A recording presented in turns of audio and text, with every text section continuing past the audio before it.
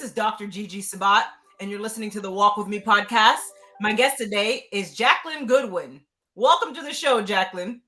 Hello. Glad to be here tonight or today where everyone is watching from. Thank you, guys. Such an honor to have you here today, my friend. Now, can you tell us a little bit more about you and where are you from, Jacqueline? I am from Columbia, South Carolina. I am the pastor and founder of Healing the Vessel International Ministries. I am a mother. I am a GG. I have three beautiful young adults children. I have two daughters and one son. My baby girl recently got married on August 31st. So I have a new son additional to the family. And then I have two grandchildren. I have my grandson and my granddaughter. So I am also a published author, an Amazon best-selling author, an international speaker, and that about sums me up. And I'm a mother and a counselor and a mentor and a coach. Absolutely amazing. And now, when you say you are a Gigi, you are a grandmother, and it sounds like you're having a great experience. I love it. Now, Yeah. tell us a little bit more about how your ministry was birthed in regards to the HIV diagnosis. Okay. So in 2005, I received a diagnosis. I was going to the doctor, not expecting that to be my diagnosis. Being sick for a while. Well, let me back up because the testimony began when I was really at my job working as a counselor, and I had ministered to a young lady um, where the Holy Spirit had revealed to me that she had been diagnosed with HIV, and he had been dealing with me to minister to her. And I was kind of like hesitant because I was like, well, Lord, I don't know. A lot of people don't like to share their diagnosis or talk about HIV.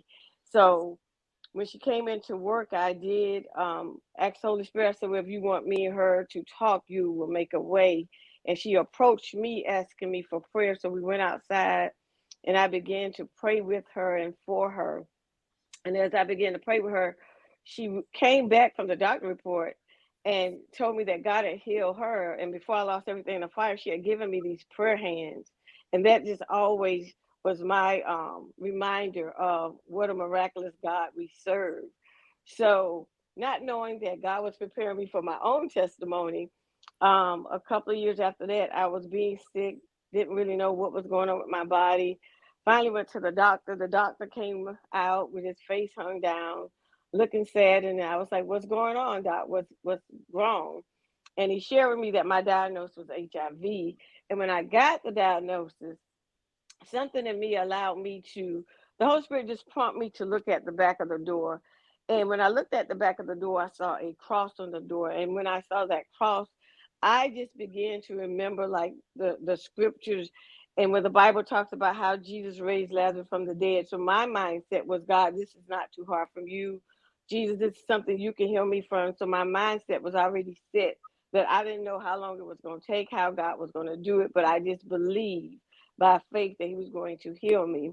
And in the process of going through this healing, I had told God, I said, God, I want to see my children live. And God has truly did everything. He miraculously healed me from HIV. I've seen my grandchildren, as I stated earlier. I have a grandson and a granddaughter be birthed. I was both in the birth room with both of them. And during the process of this, he said, this is a part of your ministry. This is what your ministry will be called. It will be called healing in the vessel. He told me that's what HIV stood for, healing in the vessel. So then I birthed my first book, which was 2012, which was Healing the Vessel, A Mother's Love and a Daughter's Journey of Faith. And at this time, my mother was alive and she was a phenomenal prayer warrior. And she prayed with me. I didn't share my diagnosis, but she was that type of woman of God. I didn't need to share it. I just asked her to pray with me, and she did. So after God miraculously healed me, that book was birthed, and then the ministry was birthed. So I have been operating in that ministry. That book was birthed, and I've just birthed many other books. I've co-authored books, and I've also birthed two of my own self-published books myself.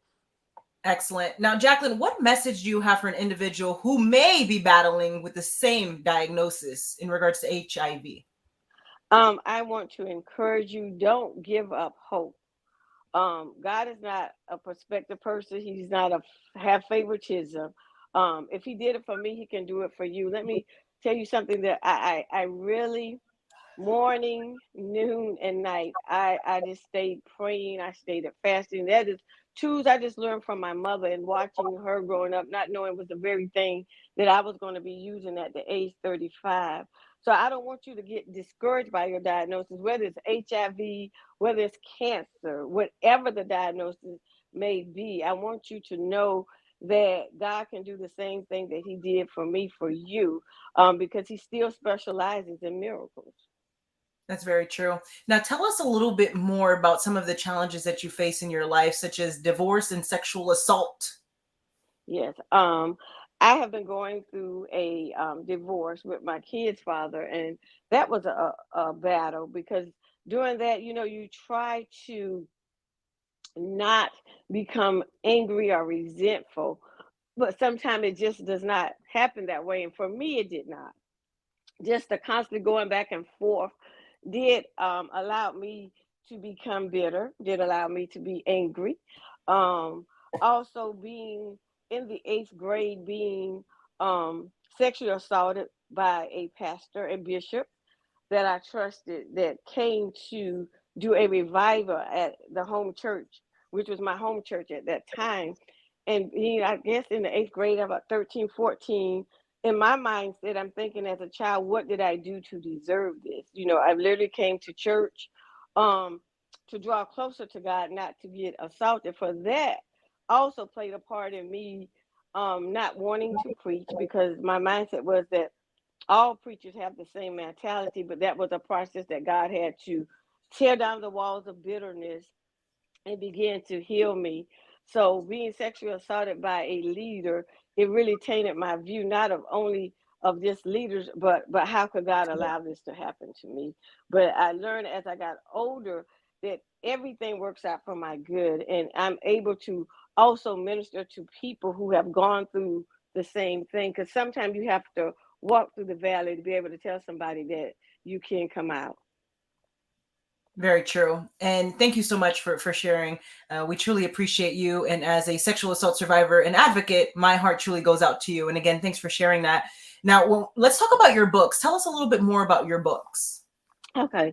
I did lost everything in a fire in September the 11th, 2021. So I'm just now like getting back, getting my books. This is my second book, From Bitter to Better.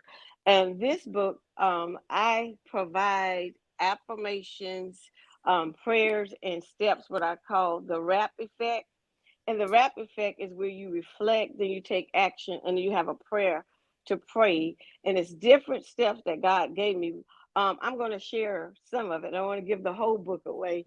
Yes, But and one of please the, hold up the book. Please hold it up so we can see it off to the side so we can see your face as well, please. And hold it up. oh, Thank you. okay, I'm sorry.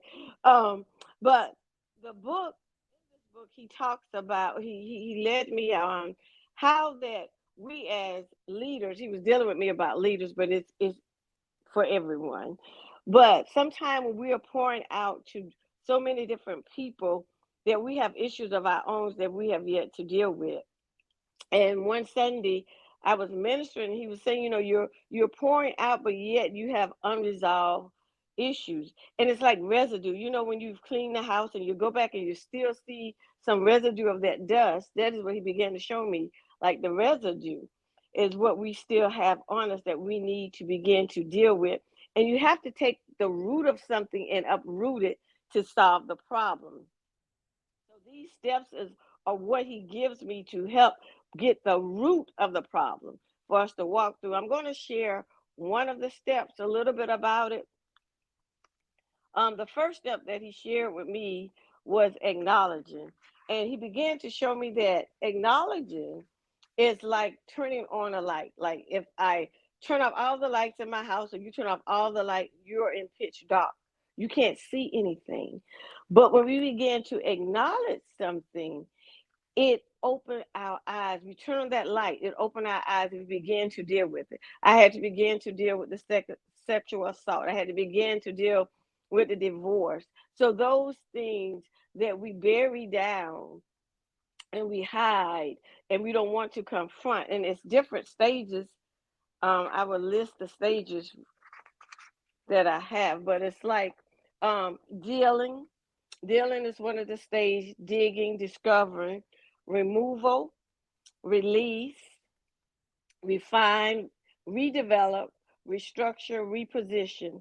And then I provide questions at the end just for you to reflect. So it's like a journal and an application book. I provide the prayers for you to go through. But each chapter, after you read each chapter, you get to the end. As I said earlier, I have the wrap effect, which is you get to reflect. I give you a question, and then I give you an act, because we can reflect on things, but we don't take action to do something about it. And we have to be proactive about our journey of healing, whether it's physical healing, emotional healing, spiritual healing, we are mental healing. We have to be active and take an active part in our healing journey in every area of our lives. But this book also, if you notice the flower, the leaves are green and then the leaves are brown. He was showing me that the green leaves are when we are moving to the better state because we're flourishing. But the brown leaves, are brittle.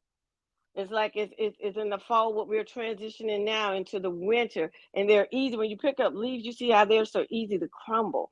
And that's how we are. Sometimes it's not what we have gone through, but something somebody's totally talking about different, or somebody says something, it sets us off. We begin to crumble, and those layers begin to break down because we have yet to deal with what has made us bitter. That's very true and very powerful. Thank you so much for sharing. Again, that's From Bitter to Better by Jacqueline Goodwin. Check it out. I highly recommend reading her book. And now, Jacqueline, let's circle back a little bit here. So you mentioned a few of the challenges that you face, and you also spoke about From Bitter to Better in regards to the title of your book. And let's talk about forgiveness. How important is forgiveness, and how does it go hand in hand with being bitter? Explain that to us a little bit. Mhm. So forgiveness is a key component in being bitter, because it is one of the tools that you need, and we have to be transparent with ourselves. Forgiveness is a process. It's not a microwave process. A lot of time, I'm just talking from my personal experience. I was saying that I forgave the bishop that sexually assaulted me, but I began to see in my actions that I really didn't forgive him. It was like my lips were saying it, but it wasn't forgiveness from my heart. And those are two different things. Um, when we have true forgiveness, we can hear people talk about the episode, because there was a point in my time in my life I couldn't talk about my second assault. But there's when we are truly forgiving someone, we can talk about it. Bitterness keeps us in that place, keep our minds in that same situation, whereas forgiveness releases us from that situation. It's like I don't have to stay there. I don't have to be stuck or complacent in the circumstance that happened to me. So when we are forgiving somebody, we have to know, okay, it's not a microwave process, but I have to do it day by day. I have to work towards it. And we also have to realize the forgiveness is not for the other person, it's to set us free, because sometimes just because we're not in a physical prison, a lot of us are in a prison because we're still bitter. We're still being bound by our circumstance. That's right. Now, Jacqueline, what is your best advice to the audience for walking with purpose and living a life of happiness? My best advice for walking with purpose and living a life with happiness is being true to yourself and being transparent, being authentic, and walking in who you have been called to be, not what people want you to be, but you have who you have been called to be, and walking in a freedom of being a better person, walking in the freedom of forgiveness, walking in the freedom of this is who I am, and I love myself, and I accept who I am. A lot of times we want to become people pleasers, and if somebody doesn't agree with what I'm doing, or they're not supporting my podcast, or they're not supporting my book, what I'm doing, it begins to hold us in a box. But walking in true purpose and happiness is saying, this is me. Whether I have someone supporting me, I'm going to go forth in my podcast. I'm going to go forth in my coaching. I'm going to be the best authentic version of myself. That's true. I love it. Be true to yourself. And it's so important to stand in your truth, and also remember to continue to do what God has called you to do. Very important. And Jacqueline, thank you so much for being a guest on the Walk With Me podcast. Where can the audience find you? I am on Facebook as Lenise, which is my middle name, Lenisc Goodwin. Also, I am on Instagram as Lenise Goodwin. And also, I'm sorry, you can, on Facebook, it's Jacqueline Goodwin. On Instagram, it is Lenise Goodwin. And I am on TikTok as author Jacqueline Goodwin. I And love also, my ministry webpage is www.healingindivisioniinternationalministries.com. You can visit the site. I enjoy praying for people. I enjoy fasting for people. Please do connect with me on Facebook. Do check out my website and check out my book. absolutely amazing. Ladies and gentlemen, make sure to check out Jacqueline Goodwin on all of her social media platforms. And also make sure to check out her book. Again, that's From Bitter to Better by Jacqueline Goodwin. And Jacqueline, thank you again for being a guest on the Walk With Me podcast. God bless you and be safe. You too. Thank you. Bye-bye.